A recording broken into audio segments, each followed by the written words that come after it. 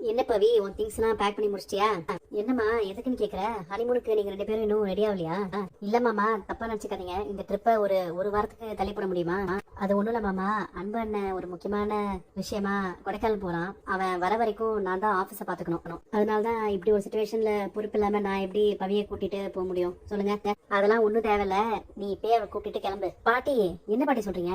அவரை மனசு வருத்தப்படுற மாதிரி இப்படியாடா நீ பேசுவ? இல்ல பாட்டி, அண்ணன் ஊர்ல இல்லாதப்போ நான் எப்படி விட்டுட்டு போறது சொல்லுங்க? அவன் ஃபுட் ஃபெஸ்டிவலுக்கு போறாங்கிறதுக்காக நீ ஹனிமூன் போறதை விட்டுருவியா? நீ ஆபீஸை பத்தி எல்லாம் கவலைப்படாத, 2 பேரும் சந்தோஷமா ஹனிமூன் போயிடுவாங்க. எனக்கு தான் இங்க வெண்ணிலா இருக்கால, ஆபீஸ் வேலைலாம் அவளை வச்சே நான் பாத்துப்பேன். எனக்கு இப்ப டபுள் ஓகே பாட்டி. கண்மணி இது வரைக்கும் கொடைக்கானல் பார்த்ததே இல்ல, அதனாலதான் அவளையும் கூட்டிட்டு போறேன். கார்த்திக், அப்ப நம்ம 4 பேரும் ஒன்னாவே போயிடலாம்ல? செம்ம ஜாலியா இருக்க போகுது. ஒன்னா போறோமா? ஆமா, நாங்களும் எங்க ஹனிமூனுக்கு கொடைக்கானல் தான் போறோம். நீங்களும் எங்க கூட வரது ரொம்ப சந்தோஷமா இருக்கு. கண்மணியை கூட்டிட்டு போறதுக்கு பாட்டி கிட்ட எப்படி பெர்மிஷன் வாங்க போறதுன்னு தான் தெரியல. உங்க ஒய்ஃபை கூட்டிட்டு போறதுக்கு நீங்க எதுக்கு பாட்டி கிட்ட பெர்மிஷன் கேட்கணும்? அது நீ இந்த குடும்பத்துக்கு புதுசுல, அதனால உனக்கு இதெல்லாம் புரியாதுமா. இங்க எல்லாமே அப்படிதான்மா. பாட்டி கிட்ட பெர்மிஷன் வாங்க வேண்டியதுலாம் என் பொறுப்பு. நீங்க 2 பேரும் பேக்கிங்க பாருங்க, அதெல்லாம் எப்பயோ நாங்க முடிச்சிட்டோம் அத்தை.